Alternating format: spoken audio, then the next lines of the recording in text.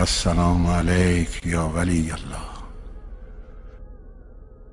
السلام علیک یا نور اللہ فی ظلمات الارض یا علی ابن موسیٰ الرضا۔ ہم کسی عظیم الشان ہستی کی سنت پر چلنے کی بات کرتے ہیں، ان کی سیرت پر چلنے کی بات کرتے ہیں، تو اس کے 3 مراحل طے کیے جا سکتے ہیں۔ ان 3 مرحلوں کے اندر رہتے ہوئے ہم سوچ پائیں گے کہ آیا ہم نے ان کی سنت پر عمل کیا یا نعوذ باللہ تعالی اس پر عمل کرنے سے محروم رہ گئے۔ پہلا مرحلہ جو بہت ظاہر ہے، اس کا تعلق جسمانی اعمال سے ہے، ظاہری اعمال سے ہے۔ مثلا اگر کوئی ہم سے کہے کہ بھئی آپ اللہ کے رسول کی سنتوں پر عمل کریں، ان کی سیرت طاہرہ پر عمل کریں، وہ آپ کے لیے اسوہ حسنہ ہیں، تو جو انسانوں کے لیے آسان ترین کام اور فوراً نظر آنے والا کام ہے وہ یہ ہے کہ اللہ کے رسول کے بال کیسے تھے، اللہ کے رسول کنگھی کیسے کرتے تھے، اللہ کے رسول کپڑے کیسے پہنتے تھے، وہ کھانا کیسا کھاتے تھے، وہ چلتے کیسے تھے، وہ کون سی زبان بولتے تھے، وہ تمام چیزیں جن کا تعلق اللہ کے رسول کے ظاہر سے ہے۔ سنتوں میں سے ایک حصہ سنتوں کا وہ ہوتا ہے جس کا تعلق ظاہر سے ہوتا ہے۔ میں نے آپ کی خدمت میں کئی مثالیں عرض کی۔ تو کوئی جب سنتوں پر عمل کرنے کی کوشش کرتا ہے، سیرت پر عمل کرنے کی کوشش کرتا ہے، تو معمولاً یہاں سے شروع کرتا ہے، لیکن بدقسمتی یہ ہوتی ہے کہ وہ یہاں سے شروع کرتے ہیں اور یہیں پر ختم کر دیتے ہیں۔ تو مثال کے طور پر بعض اوقات چونکہ اس مشکل میں پھنس جاتے ہیں کہ وہ یہاں سے شروع کرتے ہیں یہیں پہ ختم کر دیتے ہیں، تو ان کے سامنے بہت ساری ایسی چیزیں آ جاتی ہیں جن پر وہ عمل نہیں کر سکیں گے۔ مثال کے طور پر ہم سب نے سنا ہے کہ اللہ کے رسول کے بال دراز تھے، ان کے بال لمبے تھے۔ کیا آج کل ہم اسکول اور کالجز کے اندر بچوں سے کہیں گے کہ وہ اپنے بالوں کو لمبا کریں کیونکہ اللہ کے رسول کی سنت تھی؟ ہم ظاہر ہے کہ نہیں کہہ پائیں گے یہ کام۔ تو مثال کے طور پر اللہ کے رسول عرب کے زمانے کے اندر رہتے ہوئے کھجور بہت پسند فرماتے تھے۔ وہ ایک لباس پہنتے تھے جس کو آج کل ہم عربی میں دشداشہ تعبیر کرتے ہیں، چوغا تعبیر کرتے ہیں۔ کیا تمام دنیا کے مسلمانوں کے لیے یہ واضح سنت قرار دے دی جائے کہ تمام دنیا کے مسلمان اپنے ظاہری لباس کو ترک کریں اور جو لباس اللہ کے رسول پہنا کرتے تھے صرف وہی لباس پہنے سنت کے طور پر؟ کیا ہم یہ کہیں گے؟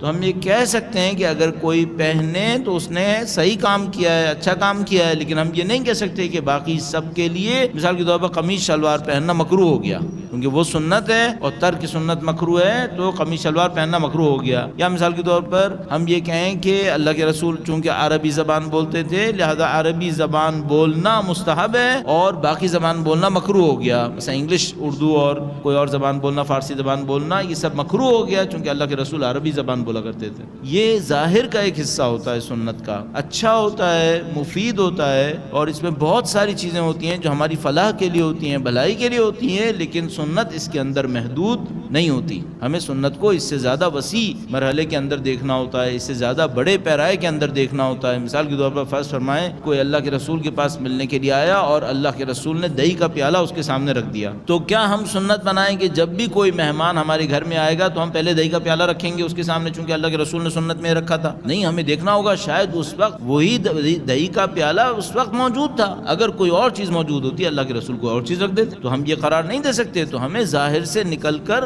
اس کے آگے اس کے پیچھے کچھ دیکھنا ہوتا ہے کہ بھئی اس کا مطلب کیا ہوا، اللہ کے رسول نے کام کیوں انجام دیا، کیا کوئی مصلحت تھی یا مصلحت نہیں تھی، ان تمام باتوں کو دیکھنا ہوتا ہے۔ بس ایک مرحلہ ہوتا ہے سنت کے ظاہر کا، یہ جو سنت کا ظاہر ہے اس کے پیچھے کچھ مصلحتیں ہوتی ہیں، اگر وہ مصلحت ہمیں سمجھ میں آ رہی ہو تو ہمارے لیے کام بہت آسان ہو جاتا ہے۔ مثال کے طور پر پانی پینا اللہ کے رسول کی سنت میں سیدھے ہاتھ سے پینا قرار پاتا ہے، یہ ظاہر ہے لیکن اس کی مصلحت واضح ہے۔ اللہ کے رسول ارشاد فرما چکے ہیں کہ الٹے ہاتھ سے اگر کوئی کام انجام دو گے تو شیطان اس کے اندر شریک ہوتا ہے۔ اب یہ جملہ خود سمجھنے کے قابل ہے کہ شیطان اس کے اندر شریک ہوتا ہے، تو اس کا مطلب کیا ہوتا ہے؟ یا مثلا اس وقت واضح طور پر ایک مثال میرے ذہن میں آئی کہ اللہ کے رسول نے فرمایا کہ ٹوٹے ہوئے پیالے کے اندر پانی مت پیو، کھانا مت کھاؤ، چٹکے ہوئے پیالے کے اندر اس میں کھانا مت کھاؤ، پانی مت پیو کیونکہ اس کے اندر جن چھپ جاتا ہے۔ اچھا، اب ہم سب کو معلوم ہے کہ یہ حکم کتنا بلیغ حکم ہے جو 1400 سال پہلے دیا گیا، جبکہ نہ لوئی پاسچر آیا تھا اس وقت تک اور نہ ہمیں میکروبس اور جراثیم کے بارے میں ہمیں کچھ پتا تھا۔ اللہ کے رسول نے اس موقع پر 1400 سال پہلے ارشاد فرمایا، لیکن جب وہ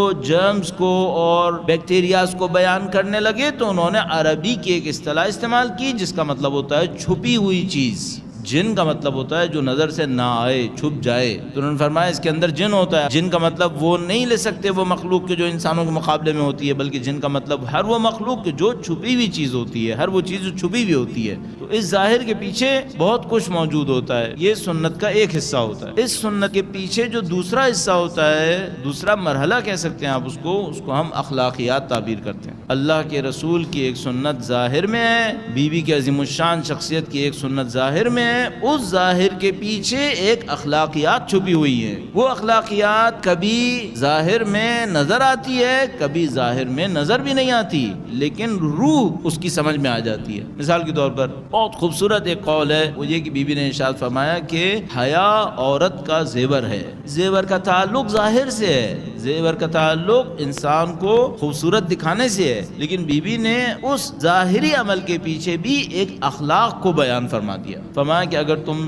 زیور کے ذریعے سے خوبصورتی چاہ رہے ہو اور تمہاری خواہش یہ ہے کہ زیور کو پہن کر اپنے آپ کو خوبصورت دکھاؤ، تو اس بات کو سمجھ لو کہ تمہاری حیا تمہارا سب سے بڑا زیور ہے. حیا عورت کا زیور ہے. حیا کے ذریعے سے جو اٹریکشن آئے گا، حیا کے ذریعے سے جو انسان کے اندر خوبصورتی اور جمال آئے گا عورت کے اندر، وہ سب سے اہم خوبصورتی ہے، وہ سب سے اہم جمال ہے.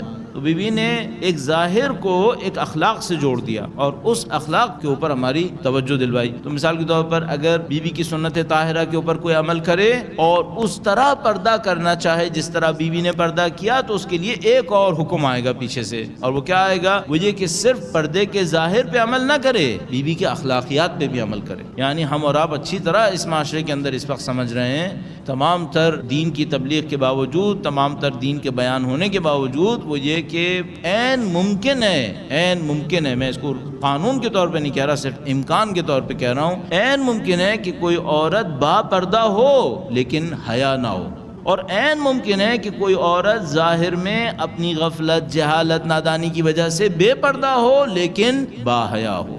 یہ ممکن ہے. البتہ میرے جملے کا مطلب کوئی یہ نہ لے کہ میں کہہ رہا ہوں کہ بے پردگی کے لیے کوئی معذرت موجود ہے، ایکسکیوز موجود ہے. نہیں، میں نہیں کہنا چاہ رہا. میں کہنا چاہ رہا ہوں کہ پردے کے پیچھے ایک اخلاقیات ہیں. ایک پردہ ظاہر میں ہے اور اس ظاہری پردے کے پیچھے ایک اخلاق ہے جس اخلاق کا تعلق حیا سے ہے، عفت سے ہے اور پاکیزگی سے ہے. تو نہ صرف آپ پردے کی پابندی کریں بلکہ پردے کی پابندی کے پیچھے جو اخلاقیات دیے گئے ہیں ان اخلاقیات کی بھی پابندی کی جائے. یہ سنت کا دوسرا مرحلہ ہو جائے گا. بس سنت کے ایک مرحلے کا تعلق ظاہر سے ہوتا ہے جس میں ہم یہ دیکھتے ہیں ظاہری طور پہ کیا کام انجام پایا، اور سنت کے دوسرے مرحلے کا تعلق اخلاقیات سے ہوتا ہے، صفات سے ہوتا ہے، انسان کی نفسانیات سے ہوتا ہے. اس کو دیکھا جاتا ہے کہ اس میں ان کی سنت کیا تھی. تو مثال کے طور پر ہم صرف یہ نہیں دیکھ سکتے کہ اہل بیت اطہار علیہ السلام مثال کے طور پر جب بچے کو اٹھاتے تھے تو وہ ظاہری طور پر کیسے اٹھاتے تھے. ہمیں دیکھنا پڑے گا وہ بچے کو اخلاقیات کیا سکھاتے تھے، بچے کو کس اخلاق سے اٹھاتے تھے، یہ ہمیں دیکھنا پڑے گا ان کے اندر. تو یہ بھی دوسرا مرحلہ ہوگا. تیسرا مرحلہ جو سنتوں کا ہوگا، پیروی کا ہوگا، اسوہ حسنہ کو فالو کرنے کا ہوگا، وہ ہوگا عقائد کا، دنیا کو دیکھنے کا انداز کیا ہے. اور یہ سب سے اہم مرحلہ ہوگا. اگر یہ مرحلہ صحیح نہیں ہوا کسی بھی عظیم الشان شخصیت کی پیروی میں، تو ہم لاکھ اس کے ظاہر کی پیروی کریں، لاکھ اس کے اخلاقیات کی نقل کریں، ہم اس کی روح اور اسپرٹ تک نہیں پہنچ پائیں گے. میں اس مثال میں پھر بی بی کی حیات طیبہ سے مدد لوں گا. مثال کے طور پر کسی نے بی بی کے ظاہر کو فالو کیا اور ظاہر کو فالو کرنے کے بعد پردہ کرنا شروع کر دیا، جو انتہائی احسن کام ہے، بہت اچھا کام ہے، واجب بھی ہے دین اسلام کے اندر. اس کے بعد پردے کے پیچھے بی بی کی اخلاقیات کو بھی دیکھنے کی کوشش کی، تو پردے کے پیچھے بی بی کی جو اخلاقیات تھیں وہ حیا، عفت، پاکیزگی، پاک دامنی، یہ تمام اخلاقیات تھیں. اب سوال یہ ہوا کہ جیسے اس نے ایک کام کیا اس کے دل میں ایک خلش آ گئی، وہ یہ کہ ساری دنیا تو آزاد پھر رہی ہے اور میں نے اپنے آپ کو پابند کر لیا، ساری دنیا تو مزے لے رہی ہے اور میں نے اپنے آپ کو حجاب کے اندر ڈال کے محدود کر لیا، نعوذ باللہ تعالی. یا مثال کے طور پر کسی بچے سے کہا جائے کہ بھئی آپ اہل بیت اطہار علیہ السلام کی سنت کی پیروی کریں، وہ موسیقی کو پسند نہیں کرتے تھے، آپ موسیقی چھوڑ دیں. اس نے موسیقی بھی چھوڑ دی، لیکن کچھ عرصے کے بعد اس کے دل کے اندر یہ خیال آیا کہ باقی سارے تو موسیقی کا مزہ لے رہے ہیں اور میں اس مزے سے محروم رہ گیا. یہ کیوں ایسا ہوا؟ اس کی وجہ یہ ہوئی کہ اس نے ظاہر میں پیروی کی ہے، اخلاقیات میں بھی پیروی کی ہے، لیکن جس انداز سے وہ زندگی کو دیکھتے تھے اس میں پیروی نہیں کی ہے. وہ دنیا کو دنیا کے لیے نہیں دیکھتے تھے، وہ دنیا کو آخرت کے پس منظر میں دیکھا کرتے تھے، وہ دنیا میں رہنے کا ایک ہدف بیان کرتے تھے۔ اگر میں اور آپ سنتوں میں ظاہر کی پیروی کریں اور اخلاق کو چھوڑ دیں، اعوذ باللہ، یا اخلاق کی پیروی کریں اور اس عقیدے کو چھوڑ دیں جو کائنات کو دیکھنے کا انداز ہے، جس کو آپ ان کی آئیڈیالوجی تعبیر کر سکتے ہیں، تو پھر آپ اور میں کبھی بھی اس مفہوم تک نہیں پہنچ پائیں گے جس مفہوم تک اہل بیت اطہار علیہ السلام ہمیں پہنچانا چاہتے تھے۔ اب یہ تین مرحلے ہمارے پاس ہو گئے، ایک تو آپ ظاہر کی پیروی کریں، ایک اخلاق کی پیروی کریں، اور ایک ان کی آئیڈیالوجی کو اور ان کے دیکھنے کے نظریے کو سمجھنے کی کوشش کریں۔ تو مثال کے طور پر اگر ہم نے ان تینوں مراحل میں پیروی کی تو کیا ہمیں کبھی اس بات کا غم رہے گا کہ جو بے دین ہے وہ تو مزے لے رہے ہیں اور میں مزے نہیں لے رہا؟ میں ہمیشہ یہ دیکھوں گا کہ دنیا ہمیشہ رہنے کی جگہ نہیں ہے، انہوں نے دنیا کو ہمیشہ رہنے کی جگہ قرار نہیں دیا، انہوں نے دنیا کو عیش اور عشرت کی جگہ قرار نہیں دیا، انہوں نے دنیا کو امتحان کی جگہ قرار دیا، انہوں نے دنیا کو عمل کی جگہ قرار دیا، اور جزا کے لیے انہوں نے آخرت کو بیان کیا۔ اگر میں اس کانسیپٹ کو بھی لے سکا تو باقی دو بھی میرے لیے آسان ہوں گے، لیکن اگر خدا نہ کرے میں اس کانسیپٹ کو نہیں لے سکا تو میں آپ کو گارنٹی سے کہہ رہا ہوں باقی دو پر عمل کرنا ناممکن ہو جائے گا۔ مثال کے طور پر اگر آپ بی بی کے اخلاقیات کا ملاحظہ فرمائیں تو آپ کے پاس وہ مشہور و معروف روایت موجود ہے کہ بی بی نے شادی ہونے کے فوراً بعد جو جوڑا ان کے پاس تھا وہ بھی خیرات میں دے دیا۔ اگر کوئی سنت پر عمل کرے اور کچھ ہی عرصے کے بعد اس کے ذہن میں آئے کہ میں نے تو وہ جوڑا بھی دے دیا جو میری زندگی کی اتنی بڑی نشانی تھی، تو اس کو کیا کہنا ہوگا؟